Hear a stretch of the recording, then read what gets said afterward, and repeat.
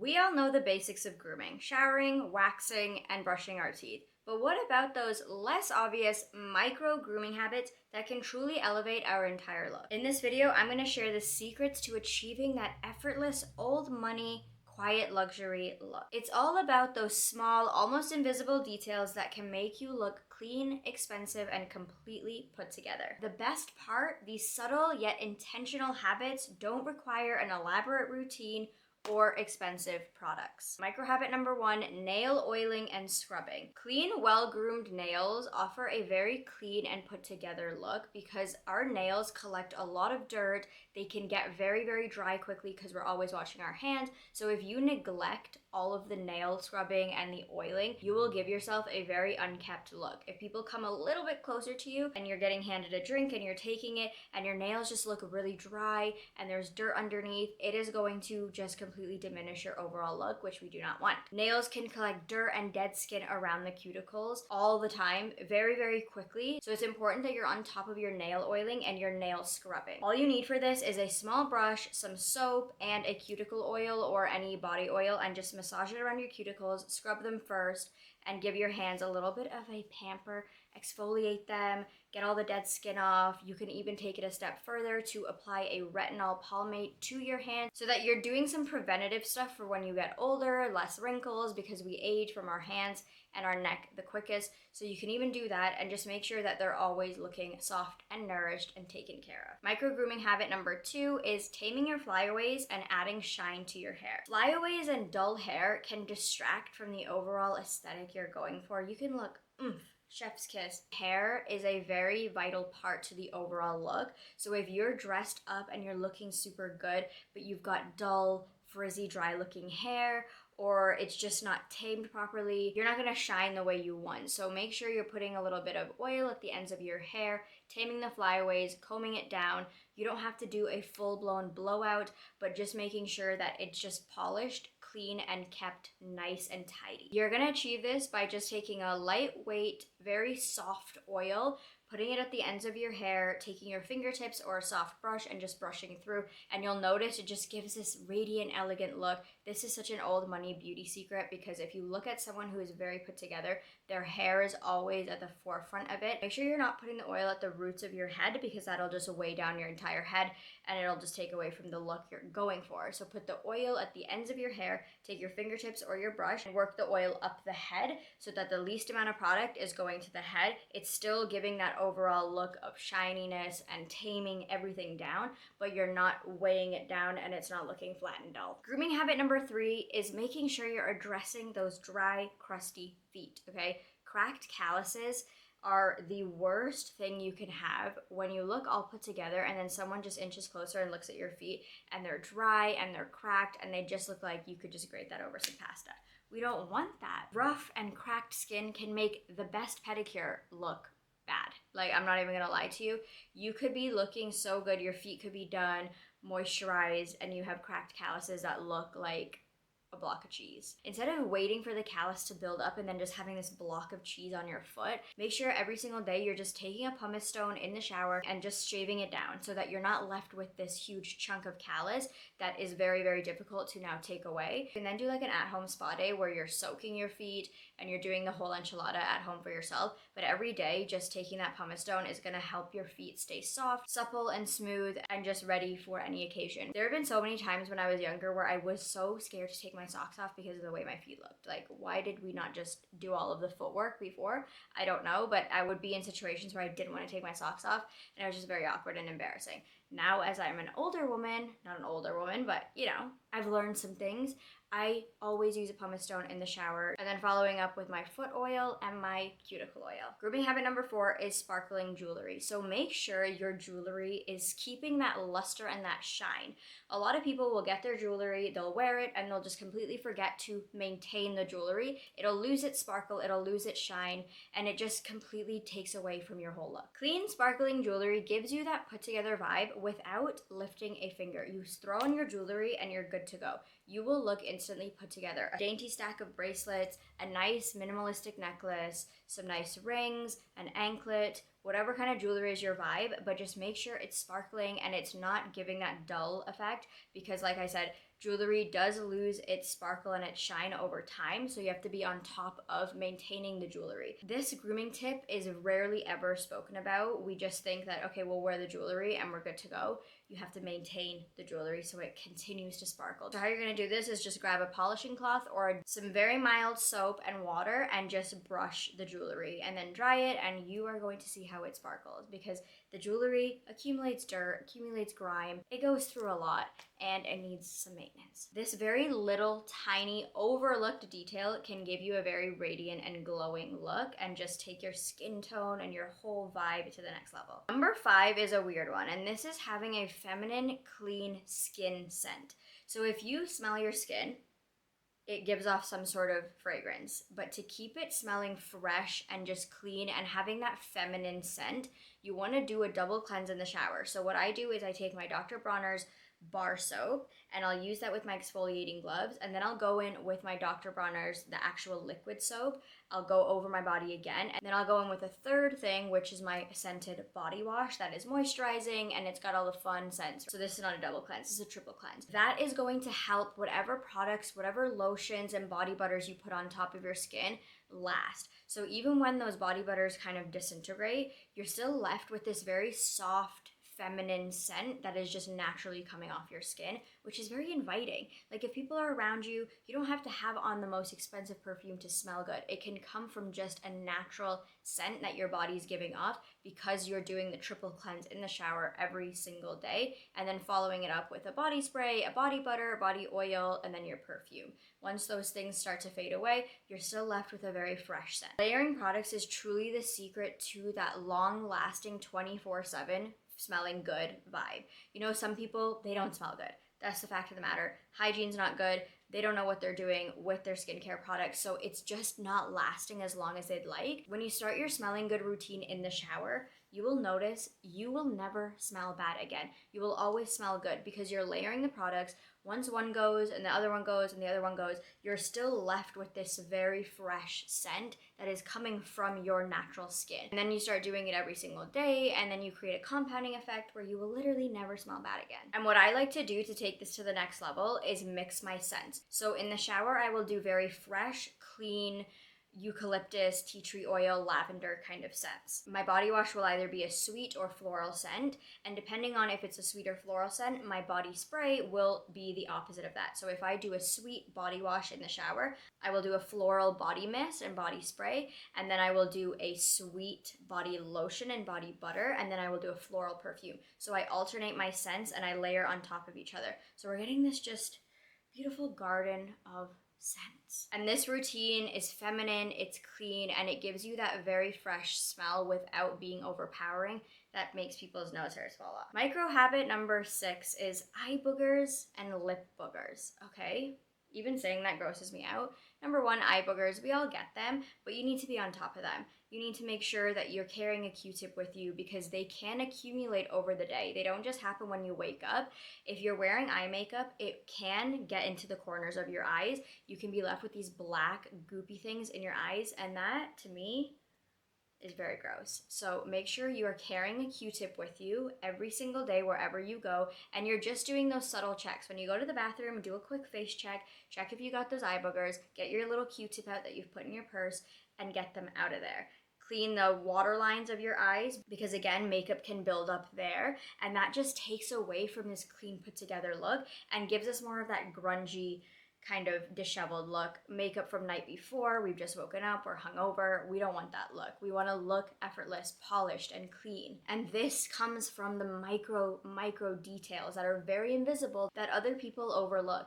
This is why you're going to understand why some people just look good all the time, no matter what they're dressed in, if they have makeup on, if they don't have makeup on, versus people that do look very good. Like, you can tell they have the eyelashes, you can tell they have the makeup on, you can tell that their hair's done, but you get a little closer and the details are off. Like, the hair's a bit smelly or it's a bit frizzy, they've got crusty makeup, and it's just not a good look. You would rather be very minimalistic, no lashes, none of that, and look very clean and expensive that way, versus doing all the things, but your self tanner is like pilling, which we're gonna get to, it's like crumbling off, your eyelashes are all messed up, you've got eye boogers, you've got eye crusties, or worse stuff, you've got lip boogers. So you can have this beautiful lip going. Someone comes closer and you've got these white pieces of film around your mouth right here. You know, those like cream cheese marks? Or your lipstick has built up here because you're talking and it's just all accumulated and you've got this whiteness right here, white ring. You got to check that. You got to go to the bathroom. You got to carry a little pocket mirror. You got to make sure that these things are not happening. And the way you prevent those lip boogers and those lip crusties from happening and accumulating, especially if you're wearing makeup, is don't use a lip balm over your lipstick. Always use a lip gloss. So I've noticed that if you use a Vaseline or like shea butter, like cocoa lip butter, it will start to build up because the saliva mixed with the petroleum jelly just does not do good things. So avoid that. Just use a lip gloss and only lightly dab the lip gloss here in the center of the lips. As you move product to the corners of your mouth, it's creating buildup quicker and faster, if that makes sense. There's no science to this. This is just from experience and just noticing it from other people. But the worst thing you can have is those like thick saliva parts right here. And when you're talking, those like strings that kind of come up. If you know what I'm talking about, you know. If you don't know what I'm talking about, count yourself lucky. But I'm sure you're going to know what I'm talking about. Make sure you don't have that. That is the worst thing you can have when you're talking to someone and all you can notice is their mouth. It's so disgusting because the mouth region, if it is not kept well, if your teeth are yellow, if you've got these lip boogers, if you've got saliva strings from like dry mouth and talking, if your breath smells, if you don't have chapstick on, if your lips look dry and crusty, that is going to signal to somebody you are very unhygienic, which is going to say, I don't want to talk to this person. Romantic interest, nope. Friendship, maybe not. I don't know if that people are that shallow, hope not, but romantic interest definitely is not going to be pursuing you if you've got all that crustiness happening around your mouth. Lips need to look soft, plump, kept, and clean, and just looking good. Another thing that I want to mention is just like the corners of your mouth right here tend to be a very dry place. So if you're using something like a tretinoin or a retinol, don't put it over in this area. Like at least try to go this far away because it will seep over into your mouth area overnight. You want to make sure you have Vaseline and you're just protecting this area because having this part of your mouth, like these parts of your mouth right here, the corners, dry and crusty looking, and then you've got makeup on, people's eyes are just going to be drawn straight to that, okay? They're not going to be drawn to the beautiful, luscious lips. They're going to be drawn to the corners that are very, very dry. So make sure the whole mouth region is taken care of. So in sum, this is eye boogers and lip boogers and mouth care. Micro habit number 7 is nose hairs and ear grooming. We're women here, okay? We're talking one-on-one, woman to woman. We get some stray nose hairs. We can maybe, I've never had an ear hair, but I've seen other women who have ear hairs, and that's totally fine. Just make sure you're getting on top of them and you're plucking them and you're making sure that you don't have these just pesky little strays. If you ever talk to someone, you're looking at them and they've got this one nose hair just coming out, it's distracting. No one's really going to be paying attention to what you're saying because they see a nose hair. Yes, people are this shallow. I know from experience because when I see it, I get distracted. Other people have told me they get distracted. Again, these are things that are very, very invisible. They seem like you can overlook them.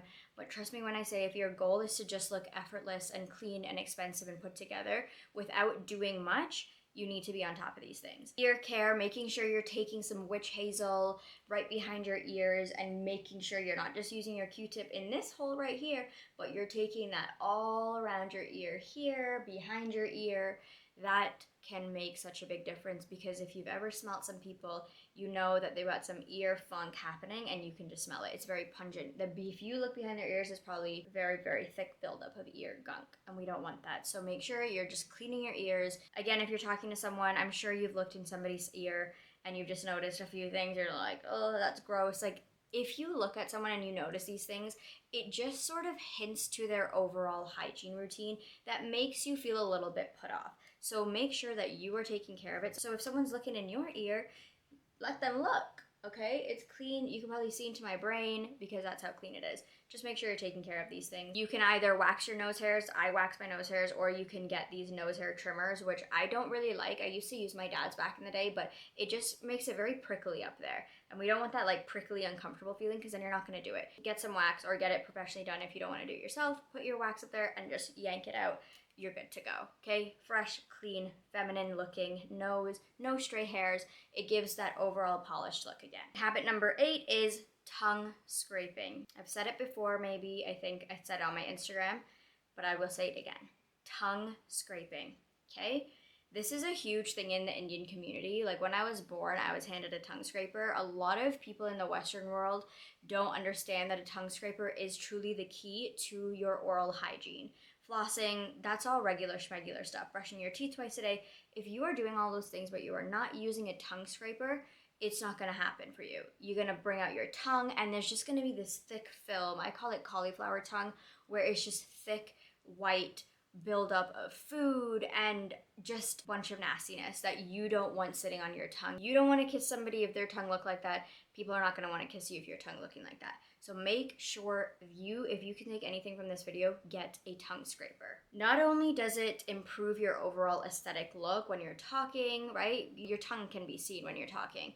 It helps remove bacteria, prevent bacteria buildup, and just leaves you feeling fresh. If you've never done this before, I can promise you if you order a tongue scraper on Amazon, get it, use it, then use mouthwash and do your whole regular oral routine, you are going to feel like a new person, like you're tasting food for the first time again, because you can actually use your taste buds to taste what it's like. I've noticed if you don't tongue scrape, you lose the sense of taste buds that you have. I don't know how to describe it, but this is just the truth. Again, a super small step, but adds to those details that are very invisible, but people pick up on. And number 9 is your vaginal health. So the first thing I'd say with this is letting your vagina breathe at night. So many people go to bed with underwear on, but that girl needs to breathe. She needs to be aerated, she needs to feel fresh and clean and just open wide for whatever she needs to do. She needs to clean and take whatever's there out. Doing this allows for better airflow, which contributes to vaginal health by reducing moisture and preventing irritation. Another thing I would say when it comes to the moisture part is once you get out of the shower, don't automatically put your underwear on. Make sure you are fully dried down there before putting your underwear on. Because if you're still wet down there after a shower and then you put your underwear straight on, you are suctioning all that moisture in. It has nowhere to go, it has nowhere to dry, and that is a breeding ground for bacteria and infection, and you don't want any of that because those are such a headache. So skip underwear when possible, and if you can't skip underwear, either you don't like it, you feel uncomfortable, or you just cannot, instead of wearing the underwear, you can just use breathable sleepwear, or you can just go and skip the whole thing and just go nude into the bed. That's my favorite option. Number 10 is scalp care and regular hair wash days. So I mentioned this a little bit in a previous video, but I'm basically saying that a lot of people are doing, and I used to do this for a long time because Indians, we don't need to wash our hair very often, like once a week. But I was noticing that the less I was washing my hair, the more I was trying to conceal my hair. I'm trying to be hygienic and I'm trying to look clean and polished, but my hair is feeling gross and built up. I'm trying to savor the hairstyle for the next wash day. And it was just making me feel unclean and unkept. So I decided that if my hair is gross and dirty and it's making me feel gross and dirty, I'm gonna wash it. I don't care if I just washed my hair 2 days ago. I don't care if I just got the most beautiful blowout ever. If my hair is feeling gross and grimy and I'm feeling like it's just smelling, I'm gonna wash my hair. And I understand that not washing your hair often and choosing to not wash your hair often can come because you're trying to grow your hair or it's just better for your hair in general. But I also find that it causes a lot of scalp grime buildup. Okay, so like you've got flakiness happening, which can be dandruff or it can be other things like eczema on the scalp, but it just gives this very gross look. Like if you come a little closer, you can see all these white specks, and it's just easier, in my opinion, to just wash your hair again and just style it again. If you're on your hair care journey and you want to frequently wash your hair, but you don't want to style it every time you wash it, try heatless curls. Find a natural hair care routine where you're just using a bit of mousse and you're just letting your natural hair be one. Regular washing just keeps your scalp fresh and clean and avoids that really gross, dirty grime buildup. Because that grime and that buildup can lead to that odor where your scalp, if you're just hugging someone and their nose is on your scalp and they're like, that ain't smelling too good. You don't want that. You don't want the flakiness. So just regularly washing your hair can eliminate all of those things. And again, if you have like a medical issue with the flakiness and that odor, definitely get that seen too. There's other things that you can do. What I've recently started doing is scalp detoxes. So doing like a glycolic acid scalp detox, scrubbing that in and then doing that as a pre-wash and then washing my hair. that has been very helpful for me to even feel fresher longer, because I'm taking away and stripping away all of that gunk and that buildup from hair products, from just, pollution and the outside environmental world. There's so many things that contribute to like a smelly scalp and a flaky scalp that we can help minimize with regular wash days and these scalp detoxes. And actually, a scalp detox helps contribute to your hair growth journey. They're actually a vital piece of your hair care journey and your hair growth journey, because you won't be able to get the benefits of a hair oiling session if it's just sitting on top of scalp grime buildup, dirt and oil buildup. The oil that you're putting on your hair for that hair growth will not actually have any benefits because there's no clean pores for it to sit in. So if you're putting oil on top of a thick layer of dirt and oil and scalp buildup, nothing's gonna happen. You need to remove that first so that that oil actually penetrates into your scalp follicles to actually help it grow. And then to take it a step further, you can use a scalp scrubber to really get the dirt and stuff out, which also contributes to healthy hair and all of that. Just make sure you are taking care of your scalp for that fresh, clean, polished look. Micro habit number 11 is avoid makeup and skincare pilling. So I don't know if you've ever heard of pilling, but it's basically when products are not either setting properly on your skin, like you haven't let your skincare dry long enough, or you're using an oil and a water-based makeup and foundation and skincare product. Pilling is this thing that creates a very rough texture on your skin, and it happens when either your skincare product and your foundation product are not the same consistency. So either your skincare product is water-based and your makeup product is oil-based. Obviously those two things don't go together, and it creates this very rough, bally texture on your skin when you use your makeup brush or your beauty blender.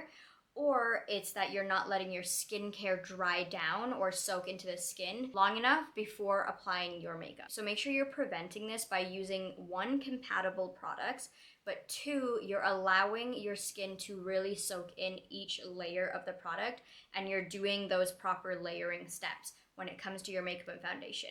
I noticed I get pilling the most when I just do like the entire skincare routine and then I go straight into makeup, where the skincare is still sitting at the top of my skin and I haven't let it soak in yet. So use lightweight products, lightweight skincare products. Let the first one dry before applying the next one, so on and so forth. And the last part of avoiding this is to not rub your makeup, but instead pat it in. So whenever I do see that I'm pilling, but I cannot do anything about it because I'm halfway into the makeup routine and I gotta go somewhere, I will avoid doing this and I will just do some dabbing motions. But to just prevent this in general, just use lightweight products, let each layer absorb into the skin, and use compatible makeup products. This technique will create a smooth, soft, and flawless looking base all day long, and you will be good to go. If you want a full guide on how to glow up from start to finish, watch this video next.